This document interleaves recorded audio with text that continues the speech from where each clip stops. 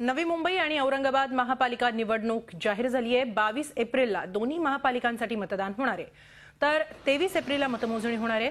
आज मध्यरात्रीपासून आचारसंहिता लागू होणार आहे। नवी मुंबई महापालिकेत राष्ट्रवादीची सत्ता आहे, तर औरंगाबाद महापालिकेत सध्या युतीची सत्ता आहे।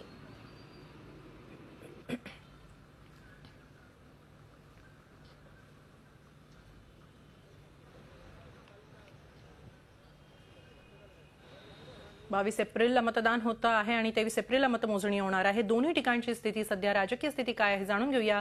नवी मुंबईतून आमचे प्रतिनिधी कपिल राऊत आहेत आपल्याबरोबर आणि औरंगाबादमधून आमचे प्रतिनिधी विशाल करोळे आहेत। सर्वप्रथम जाऊया आपण नवी मुंबईमध्ये कपिल, गणेश नाईक यांची प्रतिष्ठा पणाला लागली आहे असं म्हणावं लागेल, कारण गेल्या दोन निवडणुकांमध्ये, लोकसभा आणि विधानसभा निवडणुकांमध्ये त्यांच्या प्रतिष्ठेला काहीसा धक्का लागला होता आणि आता त्यामुळेच ही महापालिकेची निवडणूक नाईक आणि त्यांच्या कुटुंबियांसाठी आणि त्याचप्रमाणे त्यांच्या पक्षासाठी महत्त्वाची ठरू शकते, काय सांगाल?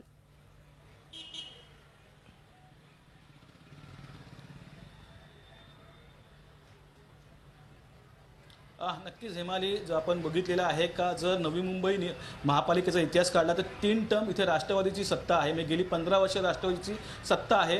राष्ट्रवादीचा हा बालेकिल्ला असं आपण बोलू शकतो। तर सर्वात महत्त्वाचं मी आपण पक्षीय बलावर बघितलं गेल्या वेळेसची, तर 55 नगरसेवक राष्ट्रवादीचे आहेत, 16 सेनेचे, 13 काँग्रेसचे आणि 1 बीजेपीचा व इतर 4 अशी पक्षीय बलाबल आहे। परंतु आता हे संख्याबल 89 वरून 111 वर गेलेले आहेत। 111 नगरसेवक निवडून येणार आहेत। ह्याच्या आधी जर आपण निवडणूक बघितली तर गणेश नाईकांविरुद्ध, म्हणजे राष्ट्रवादीचे गणेश नाईक त्यांच्या विरुद्ध सर्वपक्षीय अशी ही लढाई असायची। परंतु ह्यावेळी सूत्र बदललेले आहेत, कारण की नवी मुंबईला जो मोठा फटका बसलेला आहे, तर एक आमदारकीची सीट आणि एक खासदारकीची सीट यांनी गमावलेली आहे।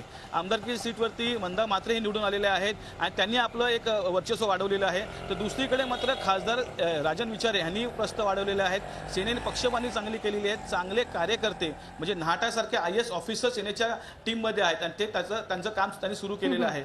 ही जरी लढाई तिरंगी असली, म्हणजे राष्ट्रवादी, भाजपा आणि सेना, तरी सर्वात मोठी लढाई जी असणार आहे ते राष्ट्रवादीचे गणेश नाईक यांच्या विरुद्ध पालकमंत्री एकनाथ शिंदे, कारण एकनाथ शिंदे स्वतः आवर्जून ह्या रिंगणात उतरणार आहेत निवडणुकीच्या। त्यामुळे ही लढाई जी असणार आहे ती एकनाथ शिंदे विरुद्ध गणेश नाईक अशी रंगणार आहे। हेमाली, बरोबर आहे। एकनाथ शिंदे विरुद्ध गणेश नाईक ही निवडणूक पाहायला एक अशी रंगतदार अशी अवस्था असणार आहे। आपण औरंगाबादमध्ये जाऊया, औरंगाबादमधली स्थिती पाहूया। विशाल, औरंगाबादमध्ये काय सांगता येईल? औरंगाबादमध्ये यंदाची ही निवडणूक शिवसेना किंवा युतीसाठी सहज जाईल का, विशेषतः शिवसेनेसाठी? खरं तर आता निवडणुका जाहीर झाल्या, त्यामुळे आता खऱ्या अर्थानं रणधुमाळीला सुरुवात होणार आहे।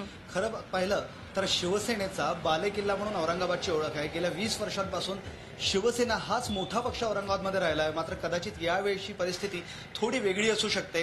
शिवसेनेनं आमदारकी आणि खासदारकीत आपलं स्थान कायम राखलं असलं तरी भाजपचं आता जोरदार वजन वाढलंय। त्यामुळं आता युती होणार का हा मोठा प्रश्न आहे। दोन्ही पक्ष आपापल्या मागणीवर ठाम आहे। शिवसेना आतापर्यंत कुठेतरी मोठा भाऊ असला तरी आता भाजपला मोठा भाऊ होण्याचे वेध लागले आहेत। त्यातून दोन्ही पक्षांमध्ये खडके उडत आहे। त्यामुळं या परिस्थितीत औरंगाबादमध्ये यावेळेसच्या निवडणुकीत युती आपला विजय कायम राखेल का हे पाहणं महत्त्वाचं ठरणार आहे। दुसरा विचार करता MIMचं एक मोठं आव्हान आता युतीसमोर उभं ठाकलेलं आहे। जवळपास 25 ते 26 वॉर्डमध्ये MIM सारखा पक्षही प्रबळ असणार आहे। अशा परिस्थितीत MIM विरुद्ध शिवसेना, भाजप अशीच ही लढाई आपल्याला म्हणावं लागेल आणि जर युती झाली नाही तर याचा पक्ष, याचा जो फटका आहे तो भाजपलाही बसेल, शिवसेनेलाही बसेल आणि MIMलाच याचा मोठा फायदा होणार। त्यामुळे येत्या काळात काय राजकीय समीकरणं होतात आणि काय घडामोडी होतात यावरच युतीचं भवितव्य आणि एकूणच औरंगाबाद महापालिकेतील युतीचं सत्तेचं भवितव्य अवलंबून असणार आहे। बरोबर आहे विशाल, धन्यवाद आपण दिलेल्या सविस्तर माहितीबद्दल। त्याचबरोबर नवी मुंबईची सगळी माहिती दिल्याबद्दल कपिल राऊत आपल्यालाही धन्यवाद। झी 24 तास रहा एक पाऊल पुढे।